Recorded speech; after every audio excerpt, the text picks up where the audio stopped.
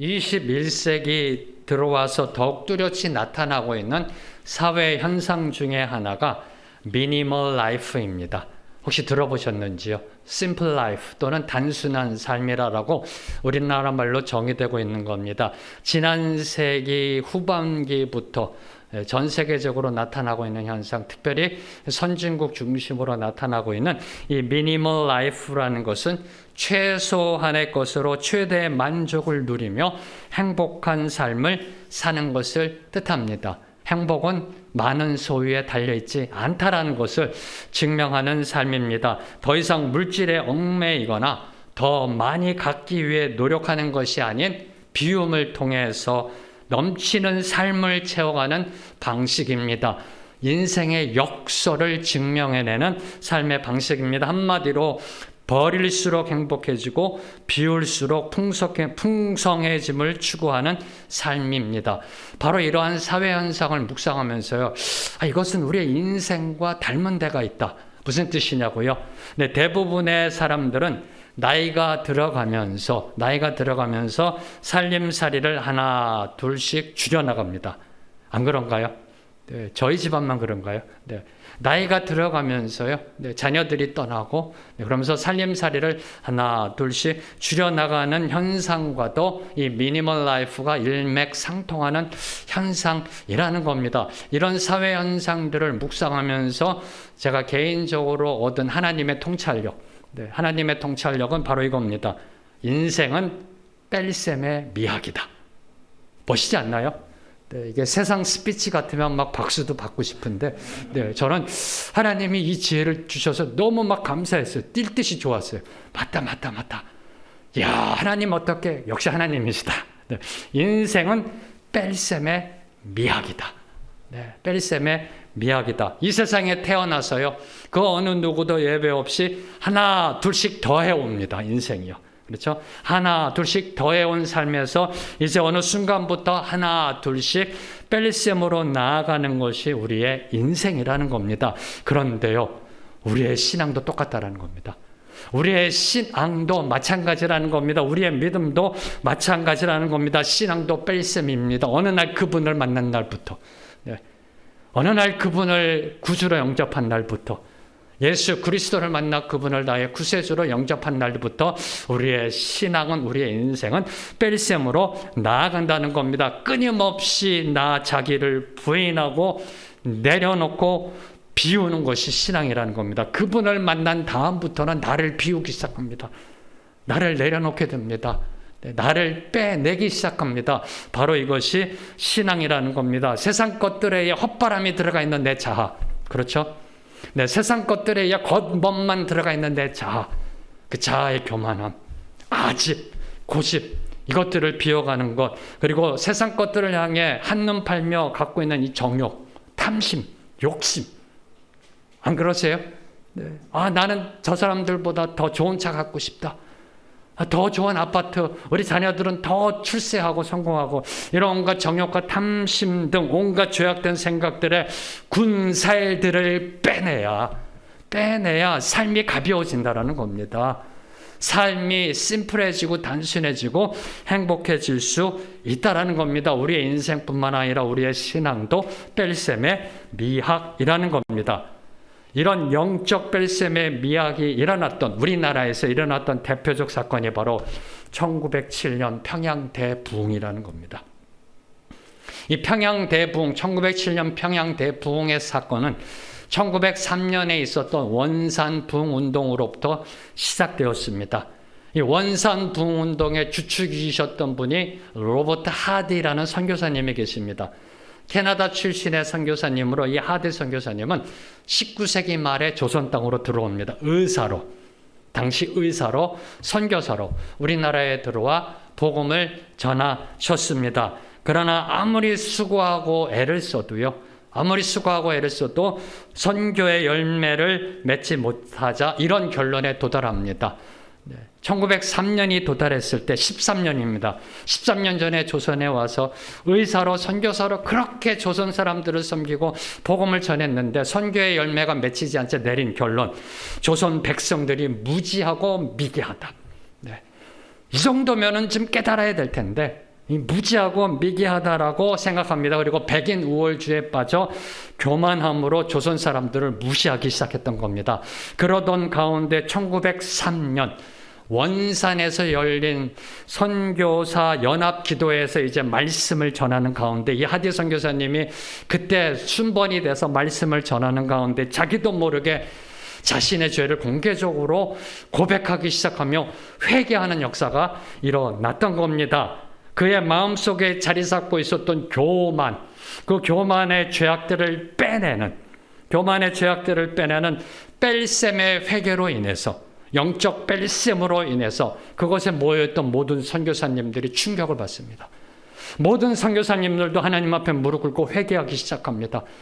그리고 하디 선교사님이 주일날 설교할 때도 똑같은 내용으로 그 조선 성도들에게 그들 앞에 내가 당신들을 무시했다라고, 이 못난 선교사 용서해달라고 그 조선 백성들 앞에, 성도들 앞에 회개하며 고백하며 용서를 빌 때, 이때 이 고백을 들은 조선 성도들이, 조선 교인들이 죄라는 것이 무엇인지를 비로소 깨달아 자기의 죄를 보기 시작합니다.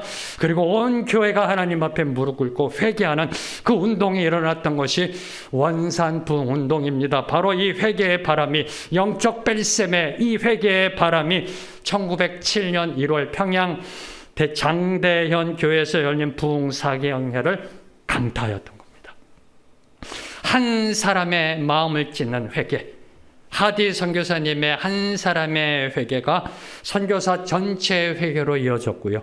그리고 교회 전체의 회개로 이어질 때 성령의 역사가 일어나서 지금의 대한민국 교회가 된 겁니다.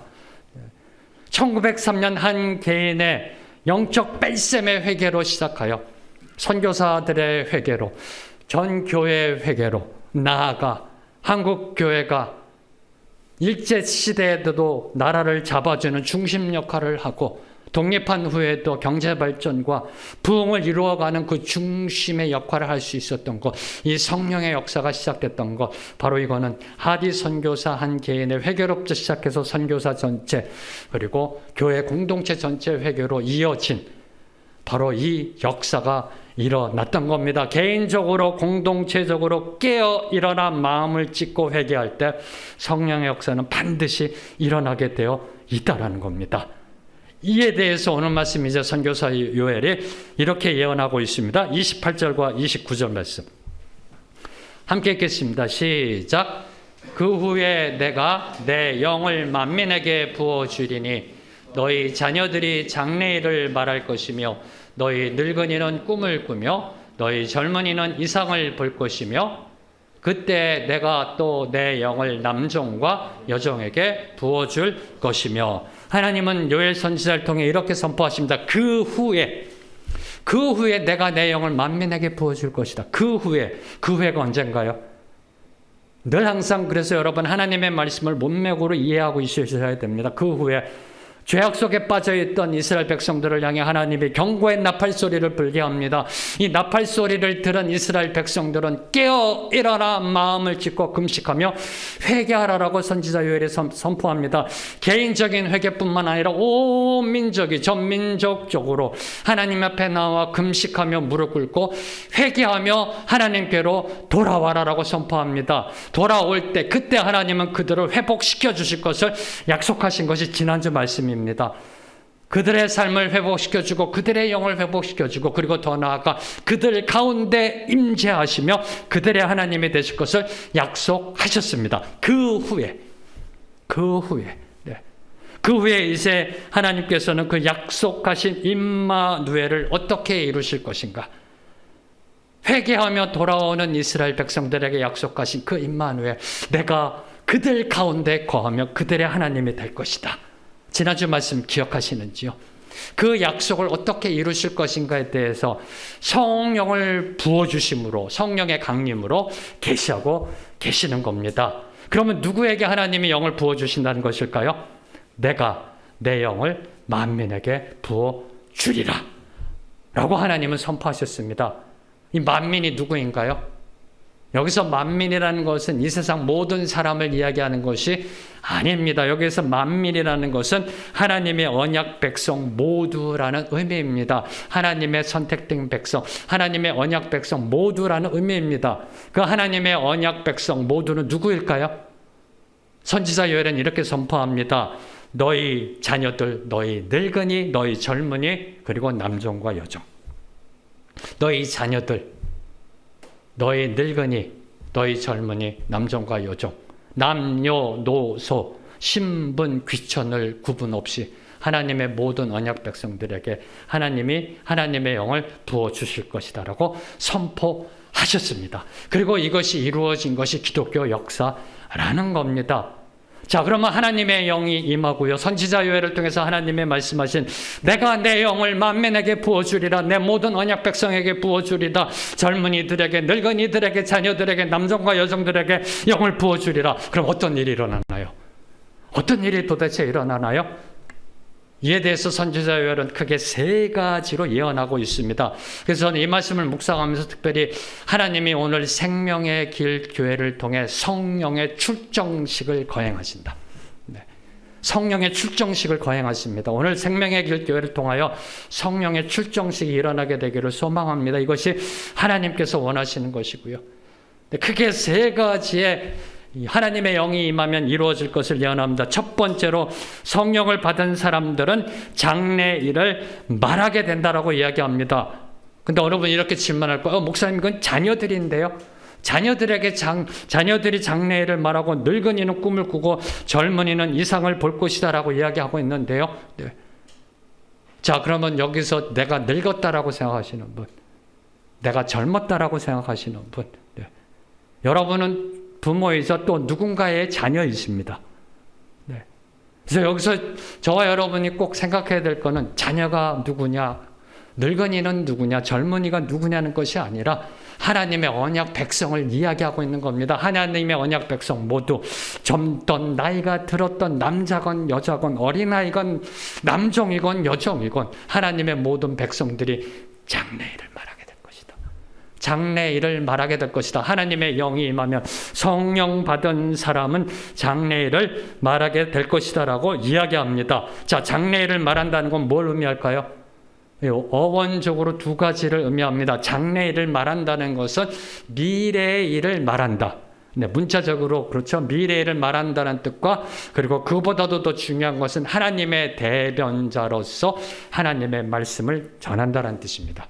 이게 장래를 말한다. 다시 말하면 성경에서 이야기하고 있는 예언하다라는 의미입니다. 예언하다. 네. 하나님의 선지자로 하나님의 말씀을 선포한다. 하나님의 선지자로 예언한다라는 것이 하나님의 영이 임하면 장래를 말한다는 뜻입니다. 하나님의 영이 임하면 하나님의 선지자로 하나님의 예언을 선포한다는 겁니다. 네. 이 역사가 우리 생명의 길 교회에 임하게 되기를 선포합니다. 지금 코로나 팬데믹으로 인하여 두려움에 떨고 있는 이 세상, 그렇죠?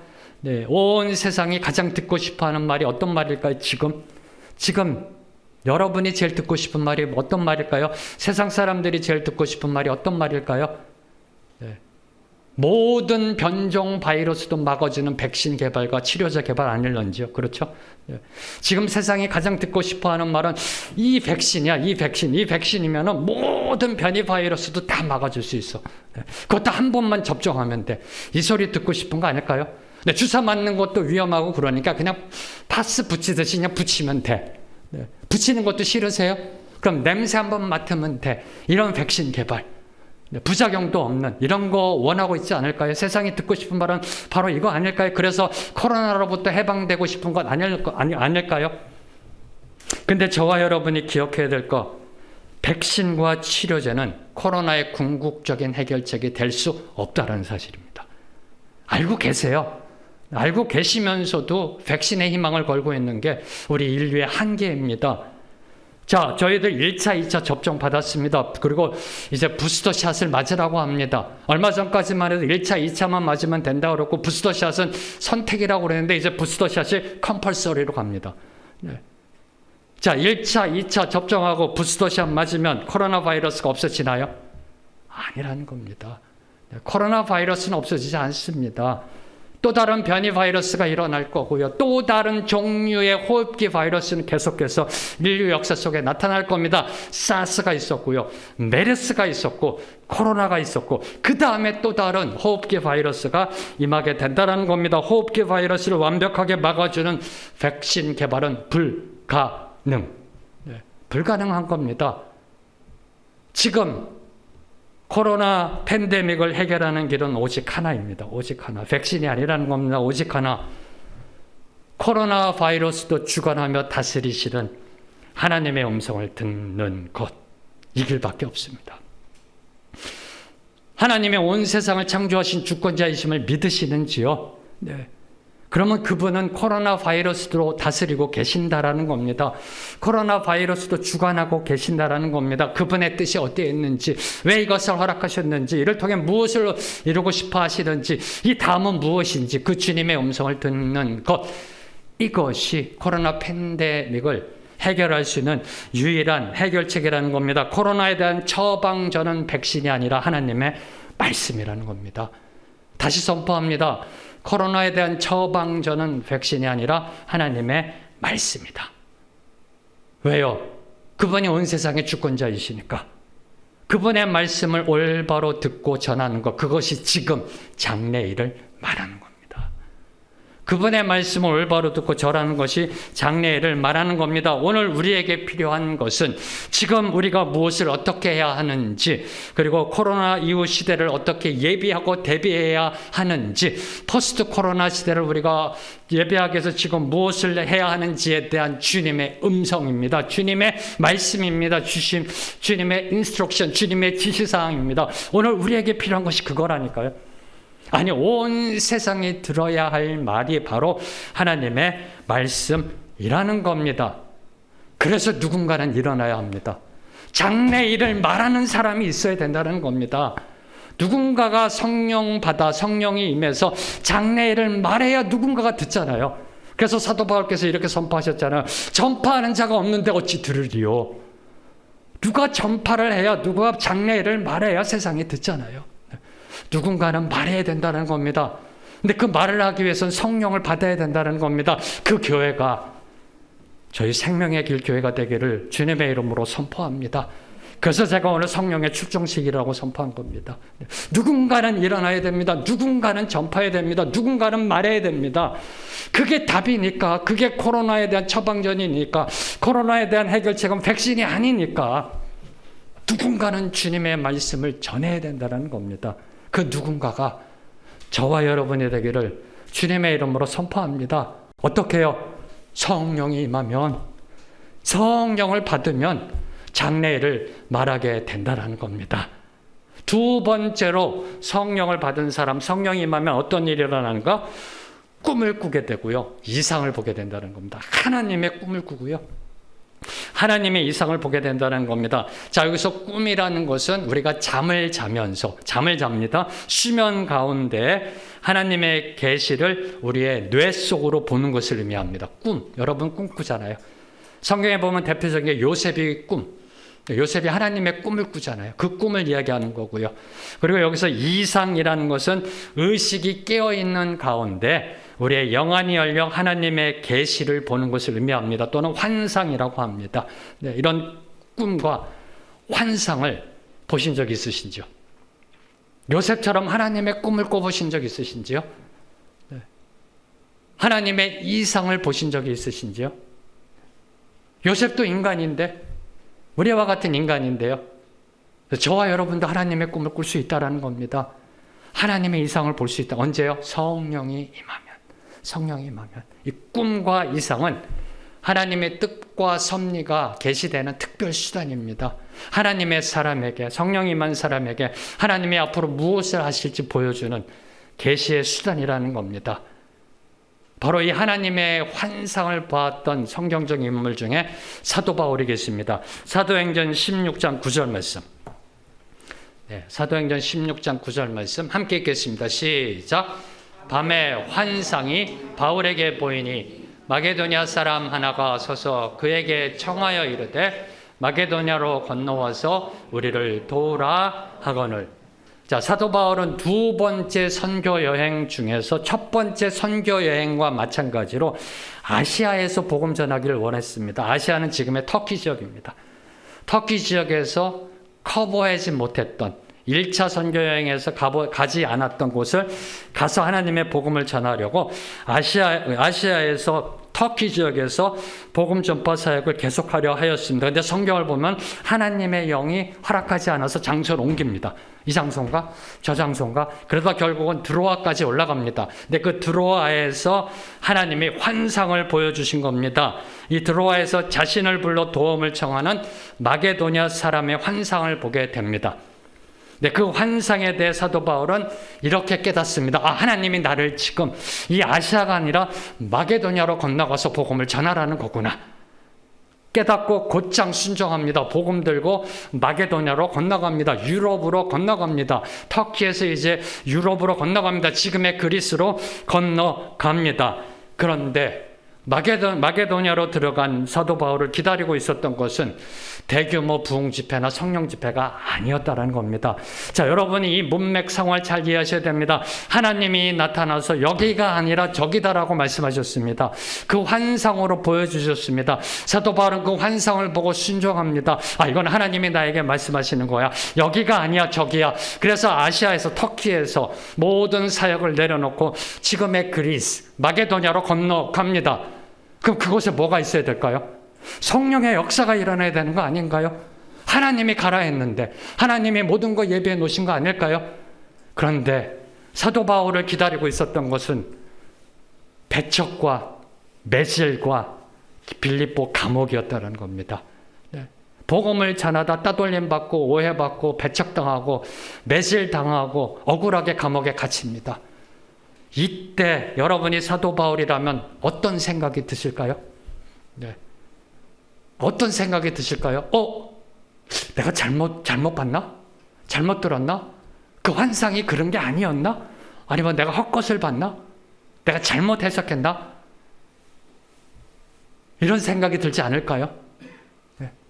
그런데 성경을 보면은 사도 바울은 주님이 보여주신 환상의 계시에 대해 한치의 흔들림이나 동요도 없었습니다.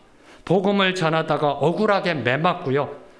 억울하게 매맞고 그 피 흘리는 가운데서 밤에 감옥에 돌아가서도 차디찬 감옥에 앉아서 자신이 본 환상에 대해 추후의 의심도 없이 하나님께 기도와 찬양의 경배를 올려드렸다라고 사도행전 16장에 기록되어져 있습니다.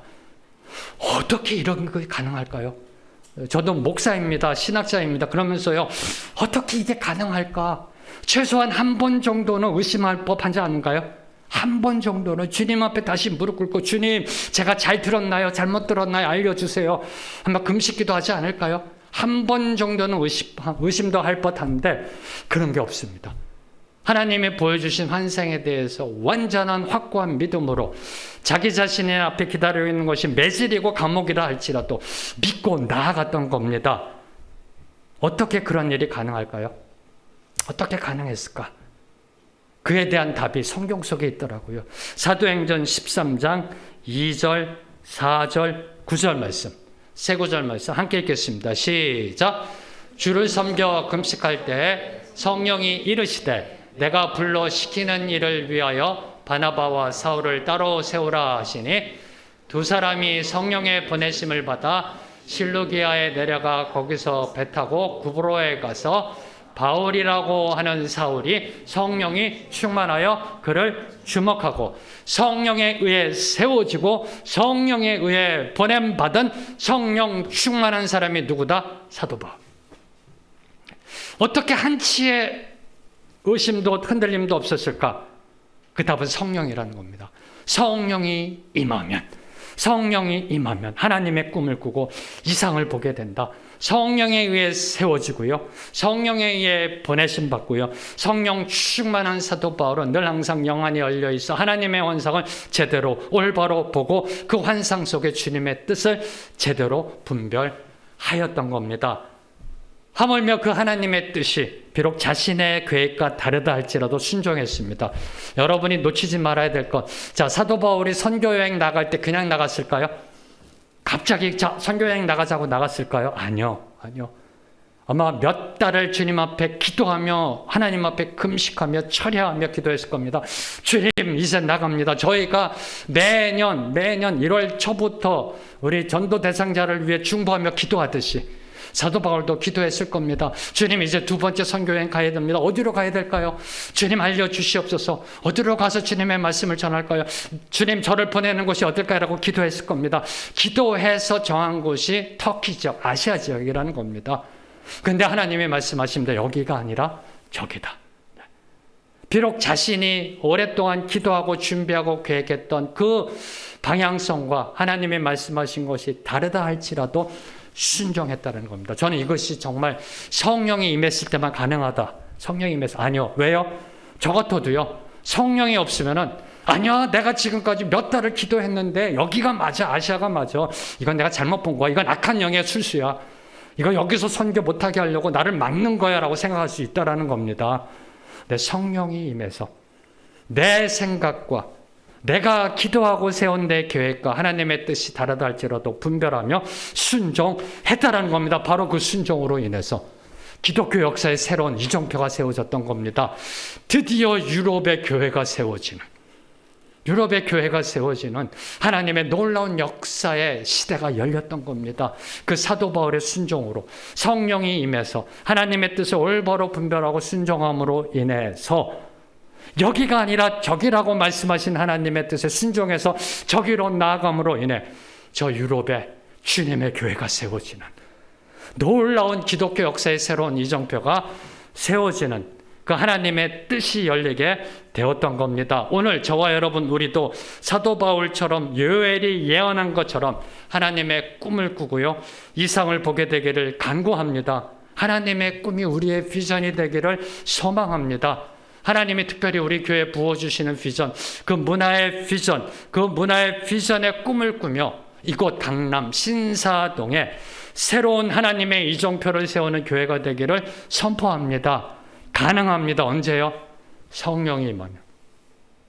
저희 교회에 성령이 임하면 하나님이 우리에게 보게 하신 그 꿈, 문화 비전의 꿈, 이곳 신사동, 강남, 이곳에 하나님의 문화의 성지를 세우라 하신 그 비전이 이루어지는 새로운 이정표가 반드시 세워질 줄로 믿습니다.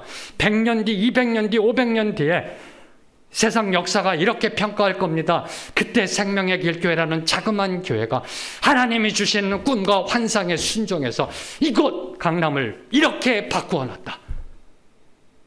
흥분되지 않으세요? 네, 흥분되지 않으세요? 사도 바울에 의해 유럽의 교회가 세워지는 그 역사가 일어났듯이 이곳 신사동의 강남 땅에 하나님의 문화가 일어나는 그 놀라운 역사가 일어나는 꿈을 꾸는 저와 여러분의 되기를 주님의 이름으로 선포합니다. 그래서 성령의 출정식입니다. 오늘이요. 네. 자, 세 번째로 하나님의 성령을 받은 사람들은 인간이 만든 사회적 계층과 장벽을 허물어 버린다는 겁니다. 성령이 임하면, 성령이 부어지면 성령을 받은 사람들은 장래일을 말합니다. 장래를 말하고요. 하나님의 꿈을 꾸고요. 하나님의 이상을 보게 됩니다. 그리고 더 나아가 인간이 만든 사회적, 조직적 계층과 장벽을 허물어 버린다. 이것이 바로 성령이 받은 사람들로 인하여 나타나게 될 하나님의 역사라는 겁니다. 자, 선지자 요엘을 통해 하나님이 예언하신 것, 하나님은 당시 인간 취급도 받지 못하던 노예들에게까지도 하나님이 영을 부어주실 것을 약속하셨다는 겁니다. 내가 내 영을 만민에게 부어주리라. 그 만민 속에는 남종과 여종이 들어가 있다는 겁니다. 내가 또 내 영을 남종과 여종에게 부어줄 것이다. 전 여기서 주님께 너무 감사했어요. 그냥 종이라 안 하고요. 여종이라는 단어를 써서 지금에야 우리 형제님들이 우리 자매님들에게 꼼짝 못하지만, 네, 저희 가정만 그런가요? 네. 자매님들에게 꼼짝 못하지만 이 요엘 당시, 예수님 당시 여성의 인권은 땅 아래였었습니다. 땅 아래. 이 세상에서 가장 천한 인권이 종이었고요. 그 종 중에서도 여종은 아예 아래, 가장 비천한 그러한 인권이었었습니다. 그러한 계층이었었습니다. 남종보다도 더 천한 게 여종. 근데 하나님이 그 여정에게도 영을 부어주신다. 영을 부어주신다. 뭘 의미할까요? 하나님의 구속 은혜가 이루어지는, 하나님의 나라가 세워지는 데 있어서 혈통과 신분, 그리고 모든 그 어떤 인간적인 조건이 결코 장애물이 될 수 없다라는 충격적인 선언입니다.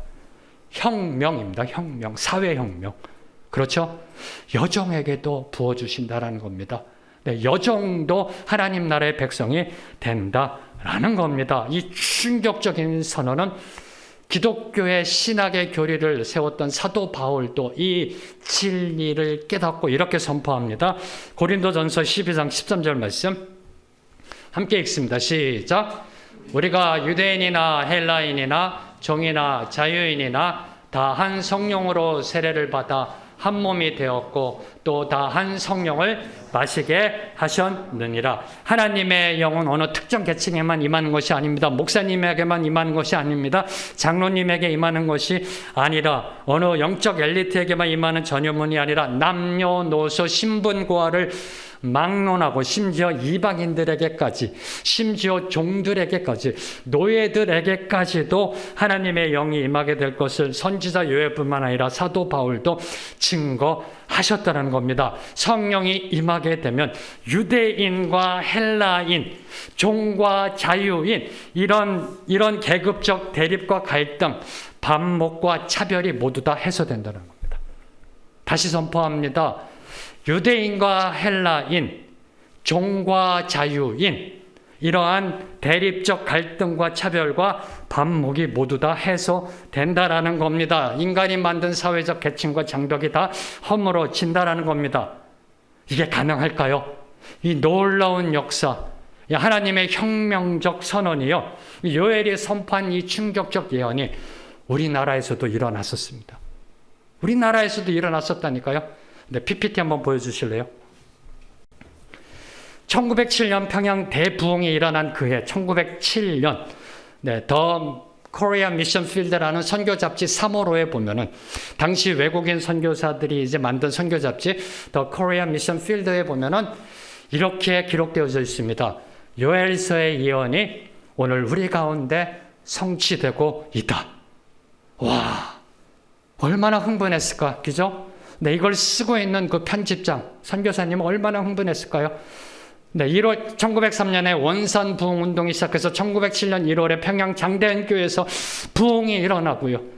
네, 그래서 이 요엘서의 예언이 이루어지고 있다라고 기록하고 있고요. 그리고 특별히 1907년 3월, 1월에 평양 장대현 교회에서 부흥회가 있었고 3월에 서울에서 사경회가 열렸습니다. 3월에 열린 서울 연합사경회에서 형제 사랑 안에서 양반들과 상놈들이 함께 앉아 성령의 역사를 갈구하는 모습은 인종과 계급과 성을 초월하여 성령의 은혜를 간구하였던 오순절, 바로 그 모습이었다라고 보고하고 있습니다. 110년 전에 양반과 상놈이 함께 모여 예배드리는, 바로 이러한 역사가 일어났던 겁니다. 선지자 요엘이 선포했던 예언, 사도 바울이 선포했던 그 하나님의 진리의 말씀이 우리나라에도 임했던 겁니다. 그런데 지금 우리나라 사회를 보면 링반대룽이라는 겁니다. 다시 원위치. 양반과 상놈은 없지만 갑과 을, 갑질하고 있고요. 좌우 동서 이념에 의해 찢겨져 가지고 서로 손가락질하고 있고 반목하고 있고 대립하고 있고요. 내가 가진 이념이 더 나은 이념이다라고 싸우고 있고요. 다시 링반대룽. 그래서 이 나라에 다시 성령이 임해야 됩니다. 그래서 이 나라에 개혁의 영이 임해야 되는 겁니다. 다시 요엘서의 그 예언이 쓰여지고 있다라는 성령의 역사가 이곳 한반도에 임하게 되기를 소망합니다. 그 소망에 쓰이는 교회가 바로 저희 교회여야 한다는 겁니다. 오순절날 바로 그 모습, 그 교회가 저희 생명의 길 교회가 되기를 선포합니다. 성령의 출정식입니다. 오늘 하나님은 저와 여러분에게 이렇게 선포하십니다. 장래일을 말하게 될 것이다. 꿈을 꾸고 이상을 보게 될 것이다. 남종과 여종에게 내 영을 부어주었듯이 세상의 계층과 장벽과 차별을 모두 다 없애는 그러한 교회가 되어다오. 이제 우리의 몫입니다. 우리가 순종하며 나아갈 때 주님께서는 그 뜻을 이루어갈 줄로 믿습니다.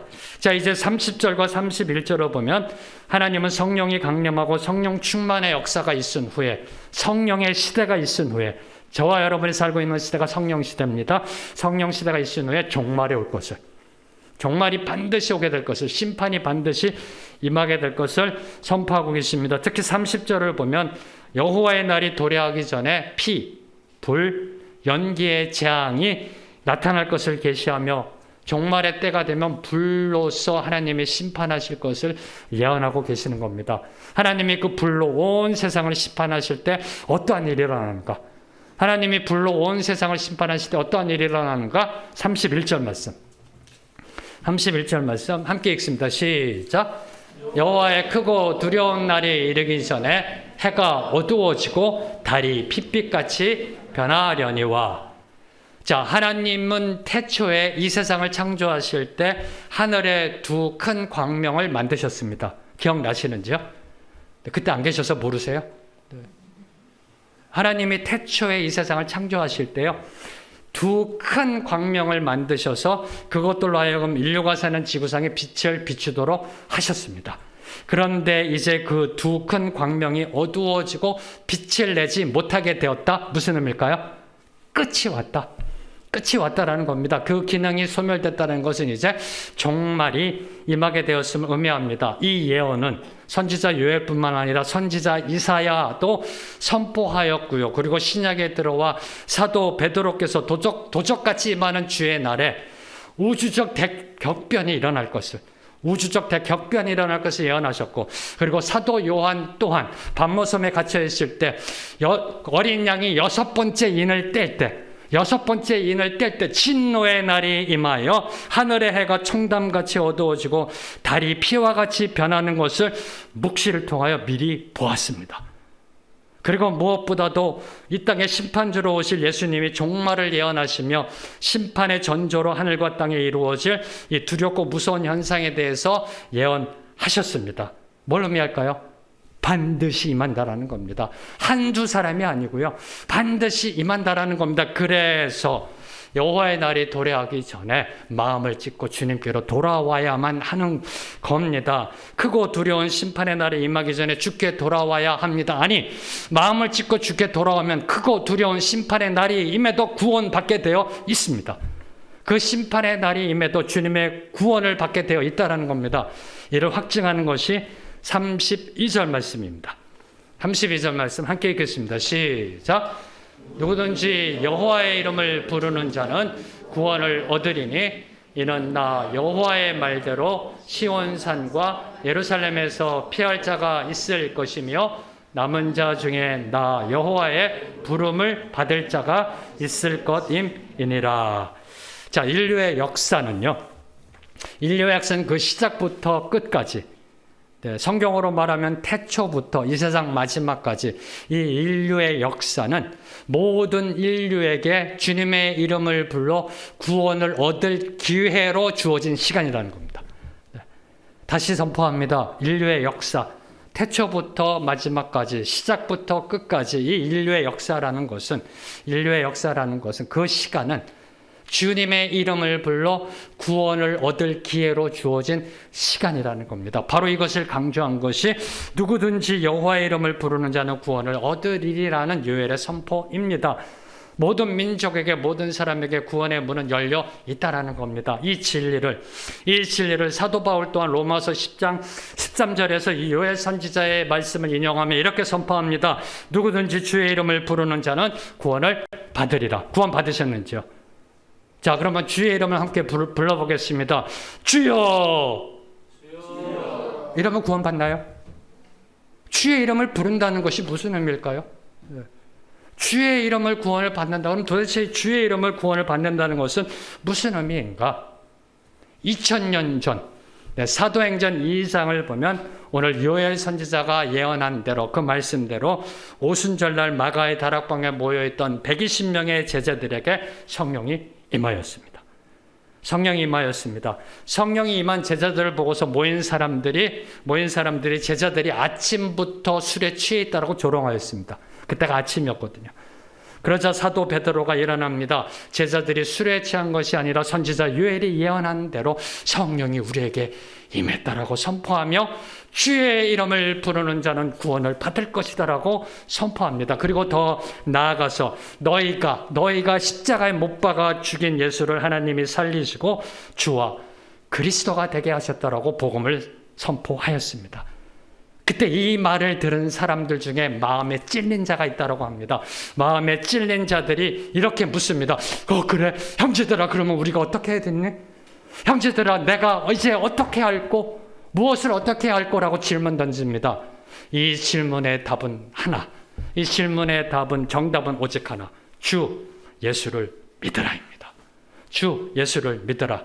주 예수를 믿는 것, 바로 그것이 마음을 찢고 주님께로 돌아오는 유일한 길입니다. 주 예수를 믿는 것, 그 길만이 주님께로 돌아올 수 있는 겁니다. 그동안 저와 여러분요, 한번 여러분의 살아온 인생을 보세요. 신앙을 보세요. 말로는 주여 주여 하면서 내 삶의 주인이 누구였나요? 내 삶은 내가였지 않았나요?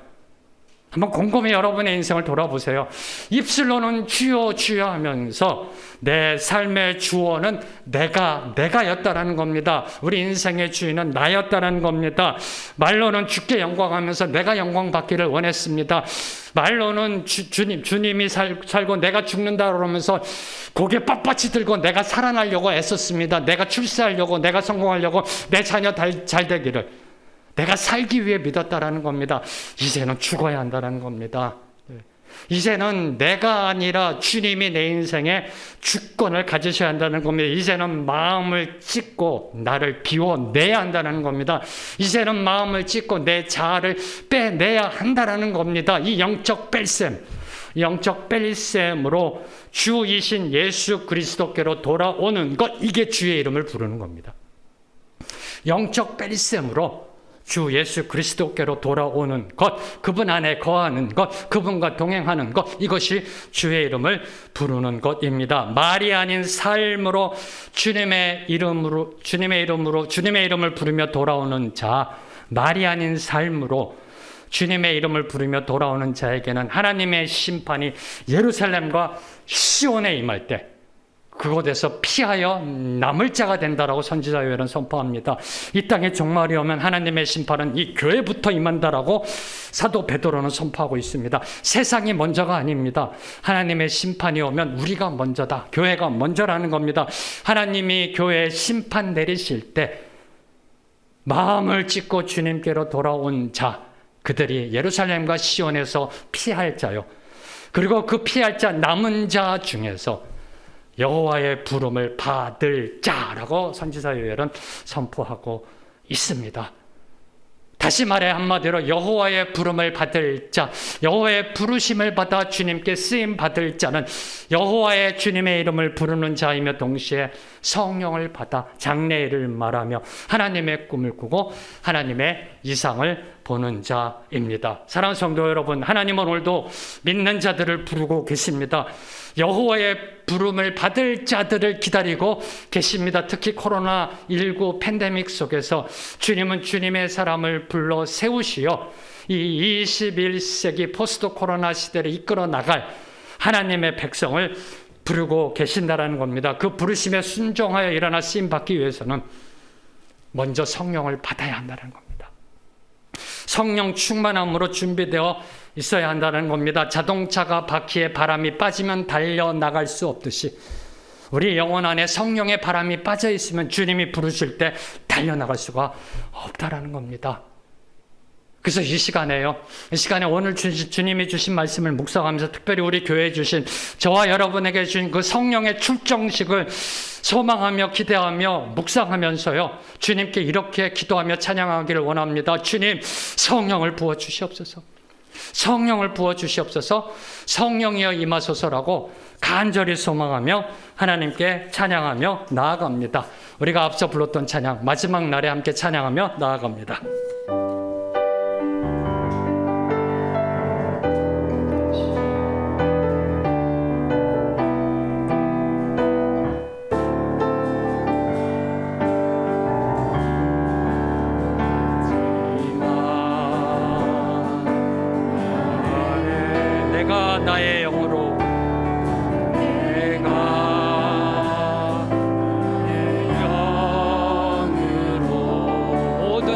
백성에게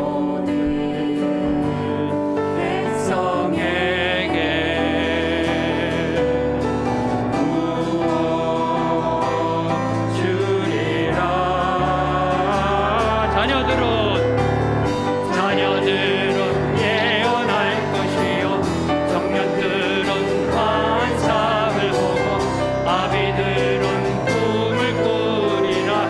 주의 영이 임하며 자녀들은 예언할 것이요 청년들은 환상을 보고 아비들은 꿈을 꾸리라. 주의 영이 임하며 성령이여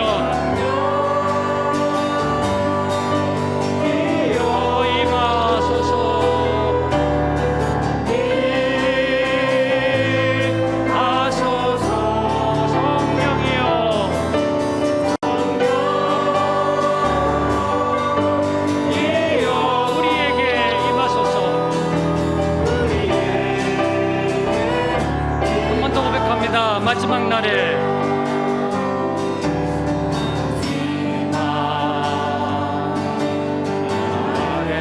내가 나의 영으로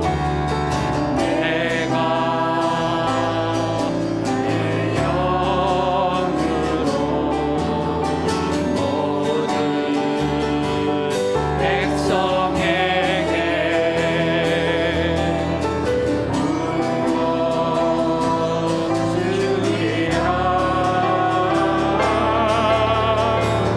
자녀들은 예언해 주님 믿습니다. 청년들은 환상을 보고 아비들은 꿈을 꾸리라. 주의 영이 임하며 자녀들은 예언할 것이요 청년들은 환상을 보고 아비들은 꿈을 꾸리라. 주의 영이 임하며